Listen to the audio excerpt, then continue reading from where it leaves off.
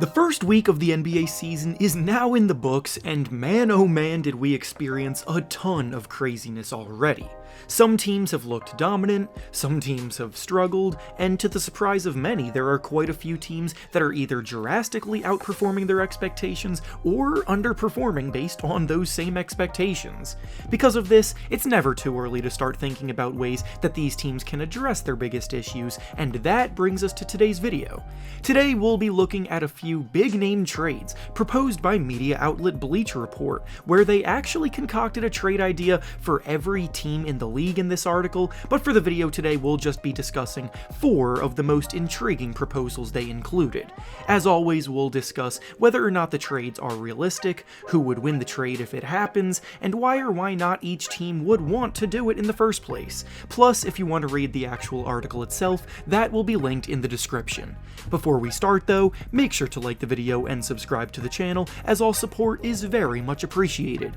Now with that being said, let's begin. The first trade from the article we'll be taking a look at is between the Brooklyn Nets and the Los Angeles Clippers, and in it the Clippers receive Kyrie Irving and Edmund Sumner in exchange for Norman Powell, Robert Covington, and Reggie Jackson. The Nets just had a pretty hectic summer where at one point it looked like the team was at risk of losing both of its star players, with Kevin Durant and Kyrie Irving both potentially seeking trades, but things settled down, they bought back in, and now they're seeing this out in their last year together. With the amount of talent that the Nets have, they are expected to bounce back and do big things this season, but obviously if they fail to do so, then they're going to watch Kyrie Irving leave in free agency and get nothing in return for him. The Clippers, on the other hand, are a team that looks stacked with talent, to the point where their depth is so prominent that some players may see a reduction in their roles on the team. When we put 2 and 2 together here, we can see the Clippers have assets at their disposal, and the Nets have a need for win-now pieces. And if the conclusion that they come to is that Kyrie Irving is not a part of their future, then the Clippers could absolutely cash in and go all in with a move like this, while the Nets balance out their roster around Durant and Ben Simmons. Do I think this trade is perfect? Probably not. Some sort of draft compensation will probably need to be included to even make the Nets consider an offer like this, but I definitely see why both teams could end up pursuing something similar to it. Ultimately, I'm under the impression that Kyrie Irving is not going anywhere this year, but you never know how things can shake out over time. The next deal we'll be discussing from the article is between the Los Angeles Lakers and the Charlotte Hornets, and in it the Lakers receive Terry Rozier and Gordon Hayward in exchange for Russell Westbrook, Max Christie, and a future first-round pick. Until the deal actually gets done, you probably won't watch any content covering potential trades without seeing Russell Westbrook's name included, so obviously he's included here too. The Lakers look like a mess already, having lost 3 straight to open up the new season, and Westbrook's individual performance has been as poor as it has ever been.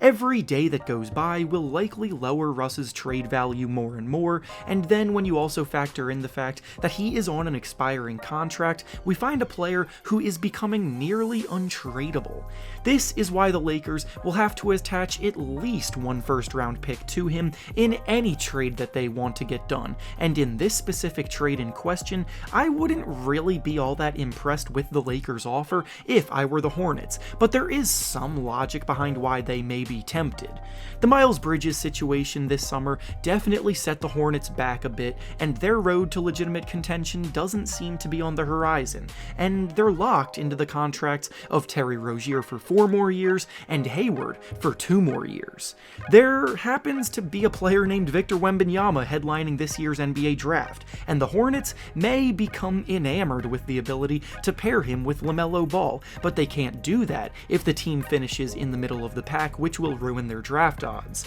Trading for Russell Westbrook and then perhaps buying out his contract would tank this season, but it could arguably set them up for a brighter future, and while I still think the Lakers need to include more in the trade offer to get it done, 2 productive scoring talents like Rozier and Hayward would help them a lot, and this deal isn't that far off.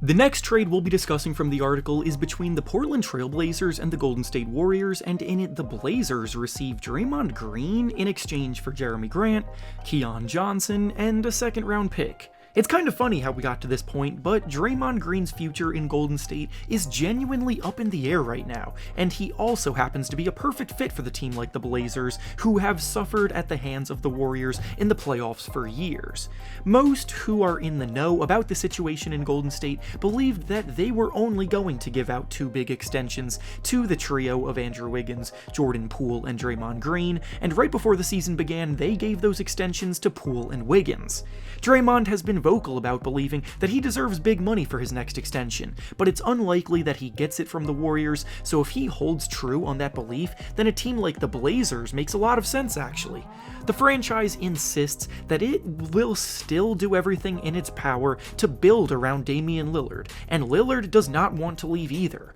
Bringing in a defensive stalwart to anchor them is the exact missing piece to the puzzle in Portland, and Draymond and Lillard could form very similar chemistry that Draymond had with Steph Curry in Golden State. Jeremy Grant is also a very good defender to send back to Golden State, but I don't think the Warriors want to give someone like Draymond to an inter-conference rival unless the offer is too good to pass up. A second-round pick is not moving the needle here, so unless another player or better draft capital is included, I don't necessarily think this gets done, but they are on the right path. And finally, the last proposal from the article we'll be analyzing today is between the New York Knicks and the Washington Wizards, and in it the Knicks receive Bradley Beal and Taj Gibson in exchange for Cam Reddish, Derrick Rose, Evan Fournier, and 3 protected first-round picks. I've said this many times in videos over the last year or so, but Bradley Beal's words and his actions do not really match up at all.